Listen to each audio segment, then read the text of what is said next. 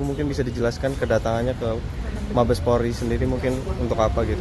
Ya, kedatangan kami tim penasihat hukum Peggy Setiawan, saya Tony dan ini Ibu Yanti, ketua tim, ini melaporkan ya, ini mengadukan hilangnya postingan-postingan akun Facebook atas nama Peggy Setiawan.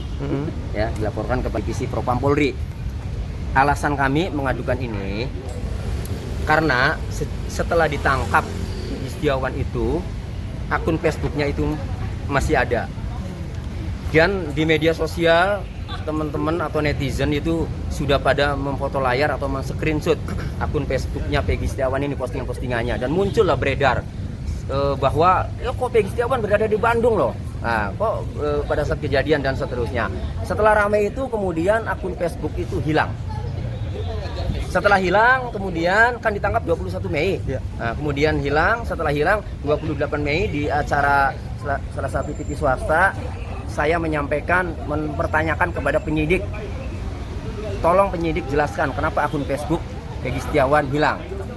Tidak lama kemudian muncul lagi akun Facebook itu. Namun setelah muncul, postingan-postingannya itu hilang, nggak ada. Apa saja postingannya? Postingannya ini. 12 Agustus 2016, Bismillah on the way Bandung, dewekan get teteg, artinya pergi ke Bandung sendirian juga berani lah. Kemudian 12 Agustus 2016, alhamdulillah nyampe, nungguin jemputan lama bingit kan, artinya sudah sampai Bandung kan. Nah, kemudian 17 Agustus 2016 mengais rezeki di kota orang, berarti benar tidak di kota Cirebon kan itu, melainkan di Bandung sesuai dengan tujuan utama, tujuan awal. Kemudian 24 Agustus 2016 lupa suasana kampung halaman ya. Jadi artinya berarti berada di kota lain, tidak di kampung halaman, lupa kan suasananya. Nah, kemudian 1 September 2016, ya Allah saya nggak tahu apa-apa tentang masalah ini, kenapa saya kena getahnya, cobaan yang kau berikan begitu berat ya Allah. Ini ditulis setelah kejadian itu kan, kejadian pembunuhan Pinakit 27 Agustus 2016. 3 hari kemudian, kurang lebih 30 Agustus 2016 ya Bu ya, polisi mendatangi rumah Peggy Setiawan, ditemui oleh ibunya, kemudian mengamankan 2 unit sepeda motor, satu milik Peggy Setiawan, Suzuki Smash warna ungu atau pink ya, yang sudah rusak lama. Itu yang diduga dicurigai untuk melakukan tindak pidana itu kan, padahal udah rusak lama. Kemudian satu lagi Jupiter Yamaha, itu milik pamannya, adiknya ibunya Peggy, pamannya Peggy berarti kan. Nah, digunakan untuk menyetep motor Suzuki Smash yang mogok. Jadi pinjam Jupiternya, dikasih lah untuk nyetep Suzuki Smash. Namun keduanya dibawa semua, diangkut semua. Sampai sekarang Jupiter itu nggak dibalikin karena nggak ada hubungannya, itu orang pinjam. Nah, ibunya Peggy kemudian ngabari kan ke bapaknya Peggy di Bandung. Kemudian ngobrol sama Peggy. Barulah Peggy nulis status ini kan. Oke. Itu. Jadi di sini artinya kenapa saya kena getahnya, nggak tahu apa-apa tentang masalah ini. Iya. Itu. Dan ini kan menjadi penting bahwa rangkaian bahwa Peggy ada di Bandung dan nggak tahu masalahnya apa kan gitu. Nah, yang lebih penting lagi, Desember 2016 nih Peggy pulang ini ke Cirebon. Artinya kalau dia buronan kan nggak mungkin berani pulang, kemudian aktif update statusnya update loh, sampai 2017, 18, 19 update terus, kadang nge-share lokasi kan itu. Nah, jadi rangkaian postingan akun Facebook Peggy yang tidak mungkin ini buronan, tidak mungkin ini pelaku kan gitu, dipahami oleh masyarakat. Kok tiba-tiba setelah muncul lagi itu kan akunnya, kok tiba-tiba hilang postingan ini? Kan harusnya kalau penyidik fair, biarkan saja postingan itu, biarlah masyarakat yang menilai, di luar biarlah di pengadilan hakim yang memutuskan, yang menilai kan begitu. Hakim mempunyai keyakinan tidak dengan alibinya Peggy yang dikuatkan dengan postingan-postingan Facebooknya kan begitu. Jadi kalau sengaja dihilangkan ini kan tidak fair ya kalau sengaja. Nah, jadi dasar kami melaporkan ini, pertama, kami melihat postingan-postingan yang menguntungkan Peggy Setiawan ini ya, ini kami nilai menguatkan dan menguntungkan Peggy Setiawan, bahwa ia bukanlah pelaku tindak pidana pembunuhan Vina Eki karena Peggy Setiawan berada di Bandung. Kedua, pada Peggy Setiawan pernah menyampaikan ke saya bahwa akun Facebooknya ini pernah diminta oleh penyidik, sehingga kami wajar mencurigai ini diotak-atik ya, oleh penyidik. Kami mencurigai, menduga. Nah, tapi kan kami tidak tahu, makanya kami coba laporkan. Tapi kan ada alasan yang membuat kami melaporkan. Karena penyidik menurut keterangan Peggy pernah meminta passwordnya, kan itu. Oh, berarti dasarnya karena itu juga ya Bang? Iya, ya kalau nggak pernah meminta ya kami bingung, barangkali hack dari luar apa kan. Tapi nanti kan didalami oleh ahli IT, ketahuan lah. Siapanya? Gitu. Iya, nanti. Makanya di sinilah Propam, biarkan Propam yang bekerja ya. Kami hanya tunggu hasil. Kalaupun hasilnya, oh itu dikunci saja, ya tidak masalah. Kami juga sebenarnya mempertanyakan, melaporkan ini kan karena buntu komunikasinya. Iya. Penyidik tidak menjelaskan, hanya ngomong nih disita sebagai barang bukti, kan itu saja. Iya. Nah, karena buntu ya kami laporkan, kan, supaya ada kejelasan, supaya ada kepastian hukum. Diapakan postingan-postingan itu hilang, kan gitu. Oke. Apakah dikunci saja, ataukah sengaja dihapus, nanti ketahuan. Berarti kalau untuk postingan sendiri itu memang bukti-bukti yang menguatkan Peggy Setiawan sendiri Betul, sebenarnya rumah Bang, Peggy ya? Setiawan berada di Bandung. Di Bandung gitu ya. Itu, jadi kami minta kepada Bapak Kapolri ini harus segera menindaklanjuti ini, ya, karena jangan sampai ya postingan-postingan Facebook Peggy yang hilang ini jangan sampai itu dinilai suatu upaya dari penyidik untuk menghilangkan bukti-bukti yang menguatkan Peggy, ya, yang menguntungkan Peggy, ya, bahwa Peggy ini berada di Bandung, kan itu. Padahal dibiarkan saja lah, biar hakim atau pengadilan yang menilai, kan itu. Tapi tadi untuk respon dari Propam sendiri gimana Ya Bang? bagus, setelah saya ceritakan, ya kami ceritakan kronologisnya seperti ini, ya memang layak untuk ditindaklanjuti. Oh iya. Ya, kalau dari SPK tadi itu kemungkinan kalau memang terbukti adanya dugaan penyalahgunaan wewenang. Tapi kan mau diselidiki dulu. Kami sih apapun hasilnya kami terima, yang penting ada kejelasan udah. Iya. Itu karena kami butuhkan nih buat di pengadilan. Kan itu nanti ya, seandainya kasus ini bergulir sampai ke sidang pengadilan di pemeriksaan pokok perkara. Kalau yang 24 Juni kan prapid kan, Iya. belum ke pemeriksaan pokok perkara. Ah. Itu. Tapi gimana nih, saat ini kan tanggal 24 Juni juga sendiri mau dilakukan pra-peradilan ya? Iya. Artinya di sini sudah mulai ada titik terang nggak sih Bu? Atau Pak Bang Tony nih sebagai kuasa hukum Peggy gitu, mungkin seperti apa menanggapi? Kalau kita sih memang yakin kalau pra-peradilan ini bisa menang, karena memang kita juga sudah melihat penetapan tersangka terhadap Peggy itu tidak sah karena dengan bukti-bukti yang lemah dan bukti yang terkait adanya pembunuhan berencana itu tidak pernah dimunculkan. Bukti-bukti yang di press release dibilang itu hanya KTP, ijazah, rapor, dan itu tidak ada keterkaitan dengan pembunuhan berencana yang dituduhkan kepada Peggy Setiawan yang menjadi klien kami. Dan kami pun kalau memang penyidik menyadari bahwa bukti-buktinya lemah, tolong Peggy itu segera dibebaskan, karena memang penetapan tersangka terhadap Peggy itu tidak kuat dengan bukti-bukti yang memang disampaikan oleh pihak Polda pada saat Sumpah pers. ya, Hanya dari keterangan, pengakuan AF, ya, saksi-saksi lah dan terpidana. Bukti-bukti yang terkait pada pembunuhan. Kalau memang ini pembunuhan berencana kan harusnya mereka saling kenal. Peggy pun dengan Vina dan Eki tidak kenal sama sekali. Iya. Oke, Bang Tony mungkin bisa diceritakan soal semalam debat di salah satu stasiun televisi ini dengan Bang Rasman sendiri, mungkin bisa diceritakan kenapa gitu Bang, mungkin alasannya. Ya, ya gini, itu kan ditonton nama jutaan ya masyarakat.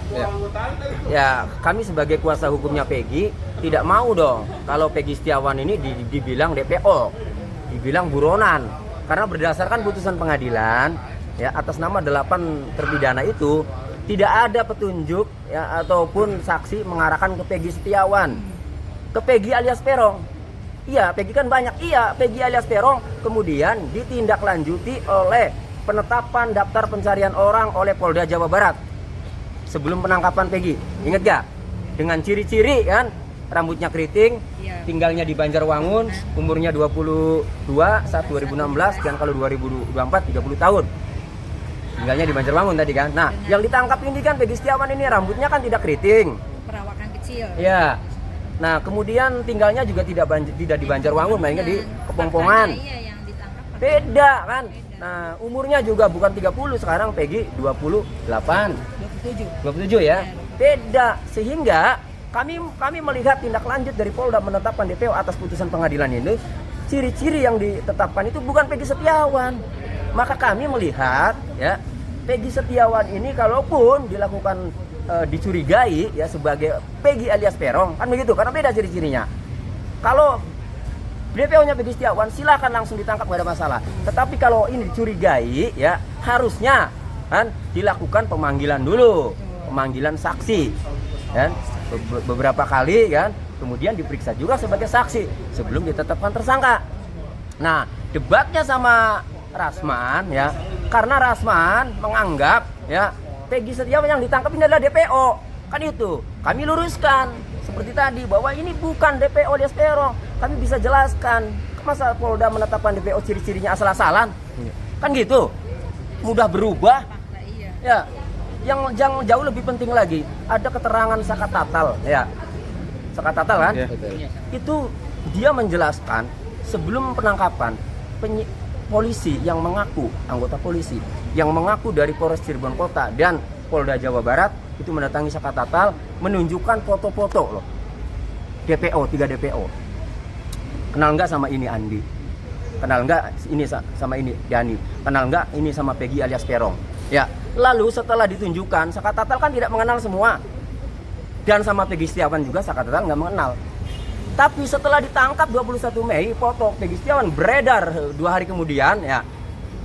Si Sakat Tatal kan melihat, membandingkan. Loh, kok yang ditangkap ini beda dengan yang waktu polisi tunjukkan.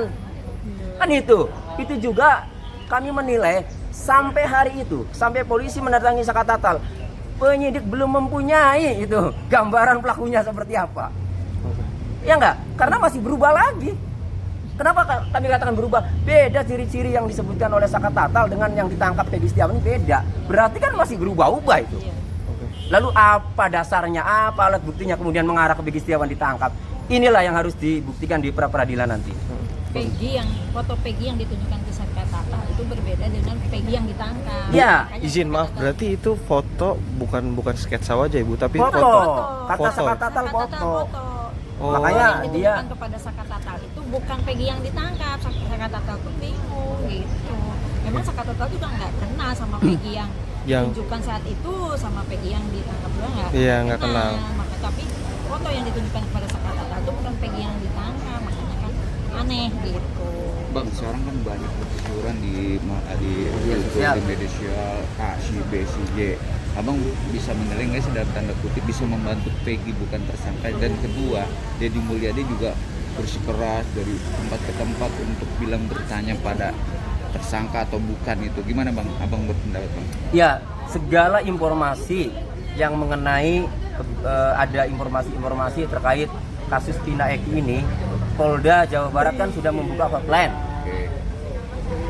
Kalau saran saya ya, memang teman-teman yang mempunyai info yang valid itu asal dirangkai menjadi masuk akal harus dikirimkan kepada hotline Polda Jawa Barat. Jangan takut, kirimkan. Nah, kalau sudah dikirimkan ya, sampaikan ke publik. Tulis status bahwa kami sudah mengirimkan. Bila perlu di screenshot tuh informasi-informasi ke sananya, walaupun ditutup ya, misalnya kontennya kan. Nah, kalau Polda Jawa Barat tidak menindaklanjuti informasi-informasi itu, baru kan kita bisa menilai niat tidak mengusut atau menangkap pelaku yang sebenarnya berdasarkan informasi dari masyarakat, kan gitu. Nah, jadi ini kembali ke kemauan, tanggapan saya ya, kembali ke kemauan inisiatif penyidik Polda Jawa Barat. Atas informasi-informasi yang berseliweran itu harusnya ditangkap dong, dikaji dong, dilakukan analisa dong, kan gitu. Jangan dibiarkan saja, gitu. Mengorbankan orang yang bukan pelakunya dan tidak bersalah, karena ini hukumannya nggak main-main loh. Kalau misalnya sampai mengorbankan orang yang bukan pelakunya, itu namanya kan fitnah. Ini hukumannya nggak main-main.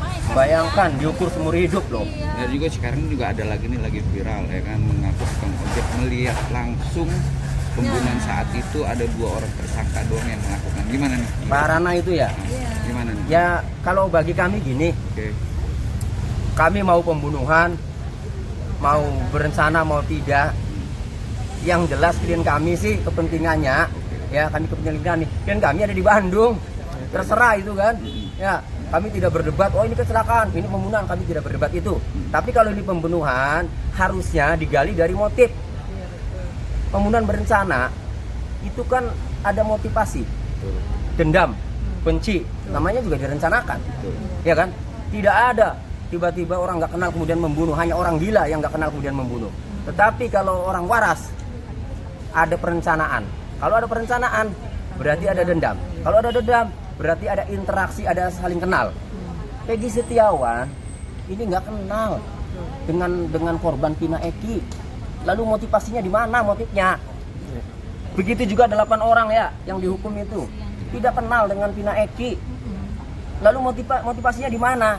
Inilah yang kami nilai ketika membaca putusan pengadilan atas nama 8 terpidana itu, tidak ada itu penyidik ya menggali motif, tidak ada hakim menggali motif.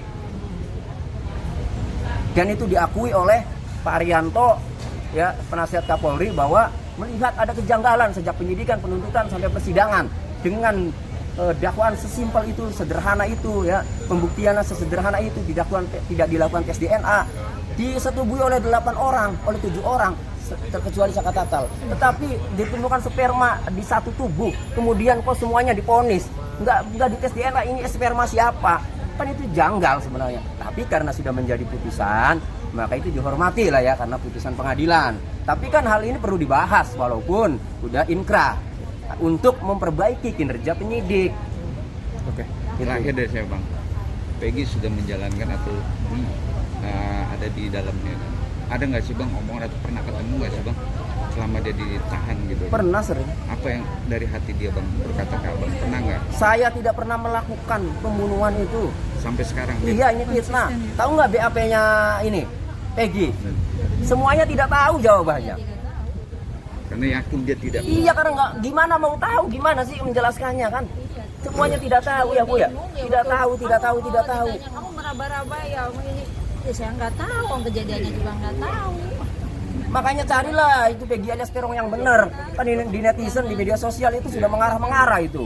Ya, saya tidak menyebutkan namanya, itu sudah mengarah-mengarah itu.